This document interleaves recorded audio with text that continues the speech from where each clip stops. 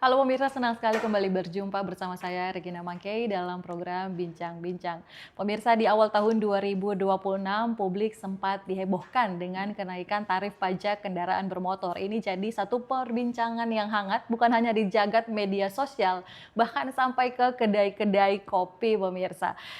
Berbagai reaksi muncul memang ya waktu kenaikan pajak ini dilihat oleh masyarakat akan kekhawatiran adanya kenaikan beban hidup dan juga merasa momentumnya yang kurang tepat. Nah, namun sebuah keputusan penting sudah diambil oleh pemerintah Provinsi Sulawesi Utara dengan kebijakan diskon pajak yang akhirnya membuat nominal atau besaran pajak yang harus dibayar oleh masyarakat akan sama seperti tahun-tahun sebelumnya. Namun ada beberapa pertanyaan juga di tengah masyarakat, apakah yang sebenarnya jadi satu alasan di balik pembatalan ini? Dan apakah ini akan berjalan secara permanen atau hanya sementara? Selengkapnya kita akan membahasnya dalam bincang-bincang kali ini. Bersama narasumber kita sudah bersama saya ada Kepala Bapenda Sulawesi Utara, Bapak Jun Silangin. Halo Pak, apa kabar? Sehat-sehat. Sehat Regina, Pak. sehat. Selamat tahun baru. Selamat ya, tahun ini baru masih juga. Suasana Selamat tahun Natal baru. dan tahun baru. Iya, oke. Pak Jun, ini kan kemarin masyarakat ini awal tahun tiba-tiba heboh ya ini dengan tiba-tiba cek di sistem karena kebetulan kan pajak ternyata kita bisa Ya, cek mandiri ya lewat mandiri, benar, aplikasi benar. atau lewat website itu Pak. Lewat aplikasi Android. Oke, lewat aplikasi Android untuk cek besaran pajak kendaraan Ya. bermotor. Tahu-tahu heboh ada kenaikan yang cukup signifikan. Ini Pak sebenarnya biar masyarakat tahu ini terjadi hanya di Sulawesi Utara kah atau se-Indonesia?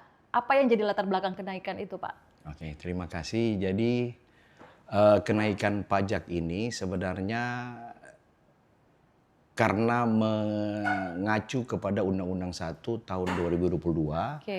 dan PP 35 tahun 2023. Jadi Undang-Undang 1 2022 itu sebenarnya sudah diberlakukan sejak 2023, tapi khusus untuk pajak kendaraan bermotor dan BBNKB diberlakukan pasca 2 tahun sesudah undang-undang ini terbit.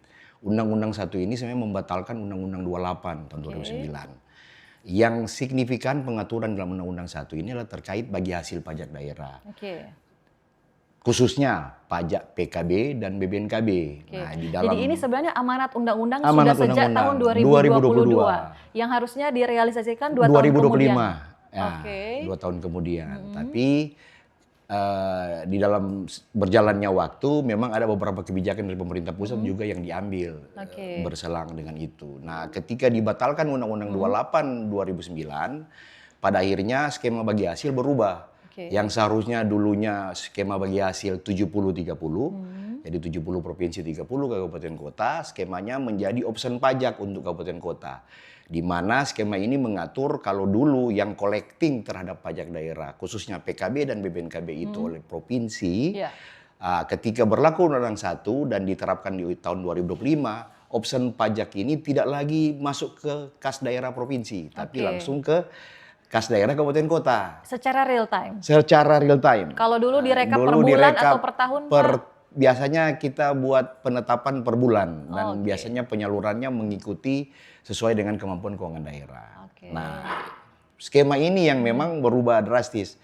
Cuman memang dari skema ini ada beberapa hal yang memang menjadi konsekuensi yang tidak baik juga bagi kabupaten kota, di mana ada beberapa daerah kabupaten kota yang tidak memiliki potensi PKB maupun BBNKB, terutama misalnya daerah kepulauan, daerah Talaut, Ya. daerah Bolsel sana yang dengan jumlah kendaraan yang sedikit. Ya. Pada akhirnya mereka memperoleh bagi hasil lebih sedikit karena sudah skema option pajak, di mana pembayaran walaupun ada kendaraan bermotor Manado di Bolsel, tetap ketika dia membayar itu masuknya langsung ke kas daerah Manado, bukan ke Boltimnya. Ya. Padahal ini mobilnya adalah domisili Manado yang sudah dibeli mungkin oleh warga masyarakat Boltim. Ya. Kalau dulu waktu skema pola bagi hasil 70-30 kita ada yang namanya pemerataan. Jadi yang kabupaten kota yang punya potensi besar itu mensubsidi kabupaten kota yang memang potensi kendaraan bermotornya sedikit. Nah, kalau skema option tidak lagi. Nah, inilah mungkin alasan kenapa Undang-Undang 1 ini mengatur tentang option. Oke. Di mana mereka ingin supaya salah satunya adalah untuk memperkuat fiskal daerah. Oke. Nah, Kalau ketika dulu ini berarti lebih diuntungkan, kalau dulu sebenarnya diuntungkan rata semua ya? rata, bukan semua Diuntungkan. rata, ada bagi hasil yang disubsidi. Jadi Iya. walaupun dia potensi kecil tapi dapat lebih lah Iya. dari yang seharusnya. Nah, ketika ini option mereka malahan jadi kurang. Ya karena by system ini By ya. system, by Oke. system. Nah, ketika ini berlaku, pada akhirnya memang kabupaten kota wajib bekerja sama dalam rangka bagaimana melakukan collecting terhadap pajak daerah khususnya PKB dan BPNKB ini. Nah, ketika ini berlaku, karena skemanya langsung dalam undang-undang, dia dengan menggunakan angka 66%, jadi dia tidak fleksibel, jadi dia tidak maksimal 66, tapi langsung 66%. Oke. Nah, ketika kita mengalih dengan pokok pajak kita, maka terjadi lonjakan terhadap nominal pajak daerah, Oke. khususnya PKB dan Jadi BPNKB. ini butuh diluruskan ya ke pemirsa. Walaupun di Sulawesi Utara sudah ada kebijakan bahwa tarifnya kembali Kembali seperti semula, normal. bahwa ini Kembali bukan semula. kebijakan kepala daerah Bukan, maupun bukan. kepala Bapenda Sulawesi Bukan Utara kepala ya. Ini daerah. amanat undang-undang Amanat undang-undang. sampai akhirnya dia sistem se-Indonesia pasti ada kenaikan Iya, begitu jadi ya. seluruh Indonesia ini berlaku hal yang sama. Ya. Yang berbeda adalah penerapan tarifnya. Nah, Oke. kalau di Sulut memang kita menggunakan tarif 1,2, di provinsi lain ada yang 1,15, ada yang 1,3, jadi berbeda masing-masing provinsi. Sehingga skema kenaikannya naik. Makanya kalau mau lihat di medsos juga, ada beberapa provinsi juga menaruhkan diskon terkait kenaikan ini, Iya. seperti Kalimantan Selatan. Kenapa? Untuk meredam terjadinya kenaikan pajak. Oke. Nah, ketika 2026 yang lagi heboh kemarin, viral itu katanya Pak Gubernur menaikkan, sebenarnya bukan. Pak Iya. Gubernur itu Bukan keinginan kepala daerah kepala juga daerah. ya. Jadi Oke. itu memang amanat undang-undang 1 dan PP 35 yang diturunkan ke dalam Perda. Perda Iya. ini terbit di tahun 2024 Januari. Iya. Pak Gubernur belum Iya, oke. dilantik waktu itu. Iya.